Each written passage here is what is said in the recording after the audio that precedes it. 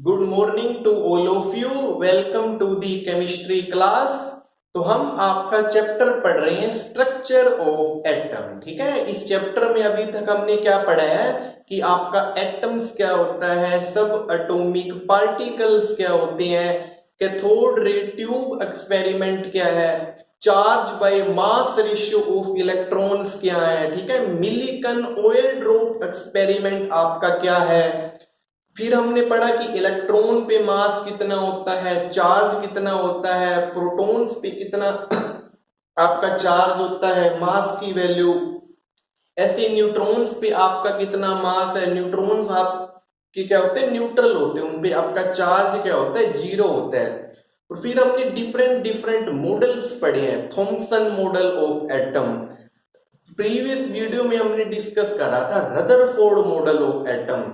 और Rutherford model of atom से किसकी डिस्कवरी हुई थी, आपकी न्यूक्लियस की डिस्कवरी हुई थी। ठीक है, तो रदरफोर्ड मॉडल एक्चुअली क्या था, रदरफोर्ड मॉडल में क्या था कि अल्फा पार्टिकल की बोmbardment करी थी, किस पे करी थी, थिन गोल्ड फॉइल पे, and some of the alpha particle pass straight and few of them deflected at the different angle and some alpha particle bounce back। ठीक है, तो इस मॉडल से आपकी किसकी डिस्कवरी हुई थी, न्यूक्लियस की, कि एटम के अंदर आपकी एक मास, हाई मास की यूनिट प्रेजेंट है which is known as nucleus, जिससे आपके अल्फा पार्टिकल टकरा के बाउंस बैक हो गए।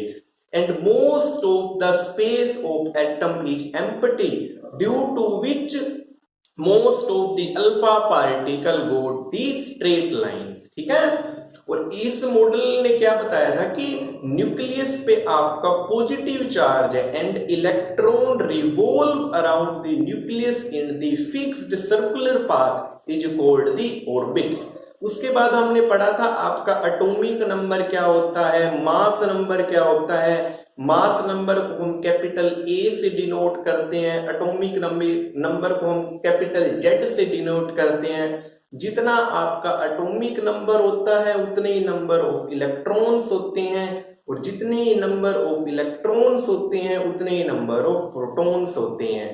और न्यूट्रॉन्स को हम कैसे देते हैं, mass number minus atomic number, and number of neutrons and protons is equal to the mass number of atom and it is called the nucleons। इनको हम क्या बोलते हैं, न्यूक्लियॉन्स बोलते हैं। फिर हमने पढ़ा था आइसोटोप्स क्या होते हैं, आइसोबार्स क्या होते हैं, और उनके एग्जाम्पल। ठीक है, अब हम पढ़ेंगे लिमिटेशन ऑफ रदरफोर्ड मॉडल। ठीक है, तो बेसिकली जो रदरफोर्ड मॉडल था, इससे किसकी डिस्कवरी हुई थी, आपकी न्यूक्लियस की डिस्कवरी हुई। ठीक है, रदरफोर्ड मॉडल ने क्या कहा था कि न्यूक्लियस आपके एटम के अंदर के पॉजिटिवली चार्ज प्रेजेंट है, nucleus, and electron revolve around the nucleus in the fixed circular path is known as orbit. इसको हम क्या बोलते हैं, ऑर्बिट्स बोलते हैं, जिसमें आपके ये इलेक्ट्रॉन्स क्या हैं, रिवॉल्व कर रहे हैं। ठीक है, और nucleus model is similar to the solar system. ठीक है, ये एक आपका सोलर सिस्टम से सिमिलर है। सोलर सिस्टम से कैसे, इसके अंदर फॉर एग्जांपल आप समझ लो सन जो है इसका रोल प्ले कर रहा है, न्यूक्लियस का रोल प्ले कर रहा है, and the planets revolve around the sun is like the electrons। तो किसकी तरह है, आपके इलेक्ट्रॉन्स की तरह है। ठीक है, तो न्यूक्लियस, आपका न्यूक्लियस पे क्या होता है, पॉजिटिव चार्ज, एंड इलेक्ट्रॉन्स पे आपका क्या होता है, नेगेटिव चार्ज। तो इनके बीच में कौन सी फोर्स ऑफ अट्रैक्शन होती है, electrostatic force of attraction, electrostatic force of attraction. ठीक है, तो इसमें एक आपका फोर्स है, ये फोर्स को बोलते हैं कूलम्ब फोर्स। क्या बोलते हैं, coulomb force, force between the nucleus and the electron is equal to K. ये फॉर्मूला है के Q1 Q2 bye R square. ठीक है, जहां आपका K क्या है, कांस्टेंट है, एंड Q1 एंड Q2 आपके क्या है, चार्ज कितना प्रेजेंट है, और R आपका क्या है कि न्यूक्लियस और इलेक्ट्रॉन के बीच में डिस्टेंस कितना है। एंड दिस फोर्स, ये जो आपका फोर्स था ये किसके सिमिलर था, ग्रेविटेशनल फोर्स के। ग्रेविटेशनल फोर्स क्या होता है, Gm1m2 अपॉन में R स्क्वायर।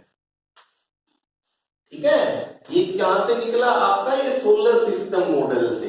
ठीक है, ग्रेविटेशनल फोर्स, यहां पर आपका G क्या है, आपका ये ग्रेविटेशनल कांस्टेंट, m1 m2 आपके यहां पर क्या है, मास, एंड R यहां पर आपका क्या है, डिस्टेंस। ठीक है, तो coulomb force is similar to the gravitational force. ठीक है, एक आपके होते हैं क्लासिकल मॉडल। ठीक है, दो मीनिंग आप ध्यान से सुनो, एक होती है क्लासिकल मैकेनिक्स। ठीक है, क्लासिकल मैकेनिक्स, एक होती है क्वांटम मैकेनिक्स। एक क्या होती है आपकी, quantum. Very very important branch, ये फिजिक्स में भी आती है, केमिस्ट्री में भी आती है, quantum, quantum chemistry, quantum physics. ठीक है, क्लासिकल का मीनिंग क्या होता है, जब हम पार्टिकल के साइज को लार्ज लेकर चलते हैं। ठीक है, वहां हम स्टडी करते हैं क्लासिकल मैकेनिक्स की। और जब हम पार्टिकल के साइज को स्मॉल लेकर चले तो वहां हम किसकी स्टडी करते हैं, क्वांटम। उस चीज को हम किस में स्टडी करेंगे, आपकी क्वांटम के अंदर। ठीक है, और जब लार्ज साइज लेकर चलेंगे तो वहां करेंगे क्लासिकल। तो यहां हम क्लासिकल मैकेनिक्स लगाएंगे। ठीक है, जैसे सोलर सिस्टम है तो सन आपका किसका रोल प्ले कर रहा है, न्यूक्लियस का, and the planets revolve around the sun is play like the role electrons in the nucleus model. ठीक है, फिर आगे एक बार रफ कर रहा हूं इसको। एक आपकी आती है इलेक्ट्रोमैग्नेटिक थ्योरी। अब यहां पर थोड़ी सी वो लगानी पड़ेगी।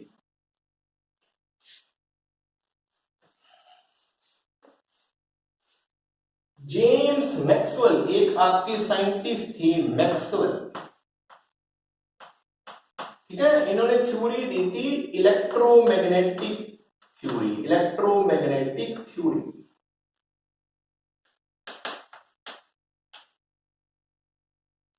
ये थ्योरी आपकी क्या कहती है कि when the charge particle move, कि जब आपका चार्ज पार्टिकल मूव करता है then they emit the radiation according to electromagnetic theory.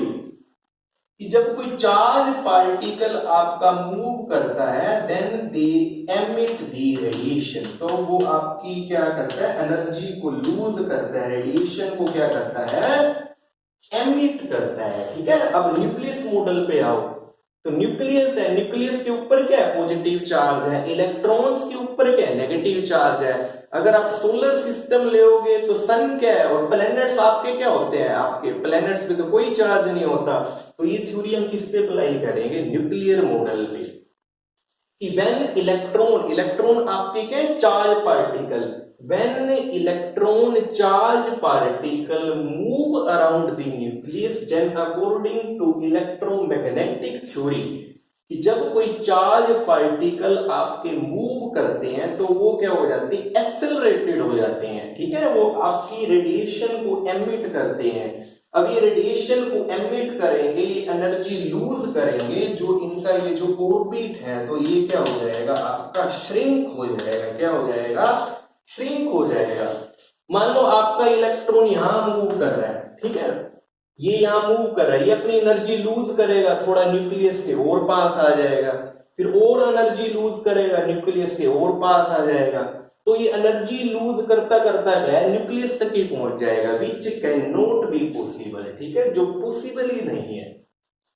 तो आपके जब ये कोई चार्ज पार्टिकल आपके मूव करते हैं then they emit the radiation and the orbit shrink, तो आपका ऑर्बिट क्या हो जाएगा, श्रिंक हो जाएगा। ठीक है, जो आपका इलेक्ट्रॉन है एनर्जी लूज करता करता कहां आ जाएगा, न्यूक्लियस में आ जाएगा। तो वो पॉसिबल ही नहीं है। तो ये जो रदरफोर्ड मॉडल था आपका स्टेबिलिटी ऑफ एटम को एक्सप्लेन ही नहीं कर पाया। Can not explain the stability of atom. ये आपके एटम की स्टेबिलिटी को एक्सप्लेन ही नहीं कर पाया। और इसने क्या है, आपके जो एनर्जी ऑफ इलेक्ट्रॉन्स की क्या एनर्जी होगी, कौन सी वो आपके ऑर्बिट्स में रहेगा, इसके बारे में भी इसके पास कोई जवाब नहीं था। ठीक है, तो बेसिकली जो आपका रदरफोर्ड मॉडल था, थॉमसन मॉडल था, ये आपके एटम की स्टेबिलिटी को एक्सप्लेन नहीं कर पाए। ये इन दोनों मॉडल की एक मेजर लिमिटेशन थी। ठीक है, तो इसको फिर आगे दूर किसने किया, बोहर मॉडल ने। तो आगे हम पढ़ेंगे बोहर मॉडल। ठीक है, तो यहां तक आपके ये दो मॉडल कंप्लीट हो गए हैं, Thompson model and Rutherford model. Thompson model ने क्या कहा था कि इलेक्ट्रॉन जो आपका एटम है वो क्या आपका एक स्फेरिकल शेप का है, and positively charge is distribute uniformly distribute around the atom and negatively charged electron embedded inside the sphere। ठीक है, उस मॉडल को वाटरमेलन मॉडल भी बोलते हैं। ठीक है, और अगला आपका मॉडल था ये रदरफोर्ड मॉडल। ठीक है, इसको अल्फा पार्टिकल स्कैटरिंग एक्सपेरिमेंट भी बोलते हैं, गीचर मर्सडन एक्सपेरिमेंट भी बोलते हैं। ठीक है, रदरफोर्ड और उनके स्टूडेंट्स ने परफॉर्म किया था। और इस मॉडल से आपकी किसकी डिस्कवरी हुई थी, न्यूक्लियस की। और इसकी लिमिटेशन क्या है, ये भी आपकी स्टेबिलिटी ऑफ एटम को डिफाइन नहीं कर पाया, इलेक्ट्रॉन्स की एनर्जी के बारे में नहीं बताया कि इलेक्ट्रॉन्स आपका कौन से फिक्स ऑर्बिट में होगा। ठीक है, उसका जो मेन शेल क्या होगा, इसके बारे में इसके पास कोई जवाब नहीं था। इलेक्ट्रॉनिक स्ट्रक्चर ऑफ एटम को भी एक्सप्लेन नहीं कर पाया। तो इसके बाद आपका आया था बोहर मॉडल, नील्स बोहर, जो आपकी मॉडर्न पीरियोडिक टेबल है जिसके अंदर आपके एलिमेंट्स हैं, जो आपके alkali metal, alkaline earth metal, जितने भी आपके ब्लॉक है, वो आपकी किसने डिजाइन करी है, नील्स बोहर ने। ठीक है, जिसमें आपके जो एलिमेंट्स हैं किसके ऊपर बेस हैं, कैसे अरेंज किए हुए हैं according to their electronic configuration. वो तो चलो हम आगे डिस्कस करेंगे। और आपके अब जून के स्टार्टिंग में स्टार्ट होंगे आपके टेस्ट। ठीक है, तो जो टेस्ट में सिलेबस आएगा वो आप नोट कर लो क्या आएगा। ठीक है, आपका किस टाइप का टेस्ट होगा तो वो आप नोट कर लो। ठीक है, जून के फर्स्ट वीक में स्टार्ट हो जाएंगे। ठीक है, आपको एग्जैक्ट डेट पता लग जाएगी, जून फर्स्ट वीक आपके क्या होंगे, टेस्ट स्टार्ट होंगे। ठीक है, तो इसमें जो आपको सिलेबस करना है, क्या करना है, स्ट्रक्चर ऑफ जो हमने पहला चैप्टर करा है, some basic concept of chemistry, ये कंप्लीट करना है। Some basic concept of chemistry, ये आपको क्या करना है, कंप्लीट करना है। ठीक है, कंप्लीट चैप्टर। और ये जो आपका सेकंड चैप्टर है, structure of atom, structure of atom, ये आपको कहां तक करना है, up to limitation of Rutherford model, जितना हमने आज पढ़ लिया है, up to limitation of Rutherford model, up to limitation of Rutherford model. ठीक है, यहां तक आपको तैयार करना है, 1 एंड थोड़ा सा ही सेकंड चैप्टर का पार्ट है। ठीक है, और आपका जो कितने मार्क्स का टेस्ट होएगा, 40 मार्क्स का। ठीक है, 40 मार्क्स का आपका टेस्ट होगा। और जो 40 मार्क्स के क्वेश्चन हैं आपके आएंगे एमसीक्यू। ठीक है, एमसीक्यू क्वेश्चंस आपके आएंगे, और टाइम आपको इसके लिए मिलेगा 50 मिनट। ठीक है, 50 या 45 मिनट, 50 मिनट के अराउंड एमसीक्यू क्वेश्चन आएंगे 40 मार्क्स के। ठीक है, एक एक नंबर के। आपको फर्स्ट चैप्टर कंप्लीट पढ़ना है, और सेकंड चैप्टर कहां तक पढ़ना है, up to limitation of Rutherford model. ठीक है, इसके आगे जो भी हम वीडियो में पढ़ेंगे उनको चाहे आप टेस्ट के लिए मत पढ़ना, वैसे पढ़ लेना, ठीक है। टेस्ट के लिए यहां तक आपको पढ़ना है, ठीक है। आपके एमसीक्यू क्वेश्चन आएंगे, 40 मार्क्स के आएंगे। और आपकी जो भी आपने अभी तक मैंने जितना पढ़ाया है, जो भी आपने कॉपी बना रखी है अपनी केमिस्ट्री की, वो मुझे पीडीएफ मेल करो, ठीक है। उसकी पीडीएफ बना के मुझे क्या करो, मेल करो। आई विल चेक, ठीक है। तो आपको कोई भी गलती होगी तो मैं बताऊंगा। और मेरी ईमेल आईडी है, आप इस पे भेज सकते हो। मैं यहां लिख रहा हूं, इसको नोट कर लो। sgbunna108@gmail.com, आप इस पे भेज सकते हो, ठीक है। एक ये भी मेरी ईमेल आईडी है, आप इस पे भी भेज सकते हो।